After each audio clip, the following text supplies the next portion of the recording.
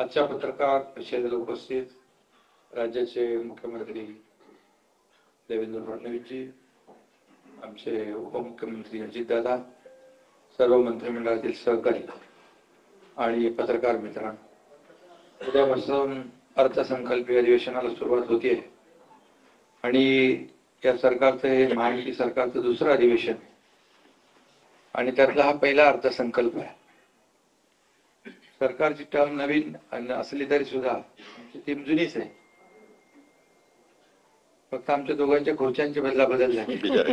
अजितदादांची मात्र फिक्स आहे. दादाचं पर्याप्त. तुम्हाला फिक्स ठेवता आले नाही त्याला मी काय करू? पण ठीक आहे, आम्ही आमची रोटेटिंग चेअर आहे. अंडरस्टँडिंग. पण अजितदादा अर्थसंकल्प पुन्हा मांडतील आणि या अर्थसंकल्पात देखील आपण अजितदादा मांडतील, पण विरोधकांचं काय, ते काय मांडणार? त्यांचा तर व्यर्थ संकल्प सुरू आहे. आणि नुसत्या आता अजितदादांनी सांगितलं की आता सगळ्यात जास्ती आता यांची कागद आलेत का?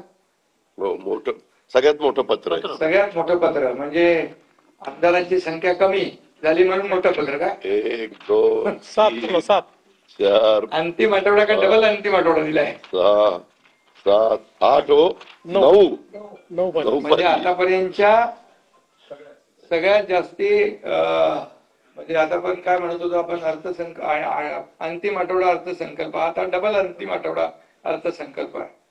ठीक आहे, चांगली प्रगती आहे आणि विरोधी पक्ष नेता होऊ शकत नाही एवढं देखील जनतेने त्यांचं काम करून ठेवलंय. असू द्या, मी काय त्याच्यावर टीका करत नाही.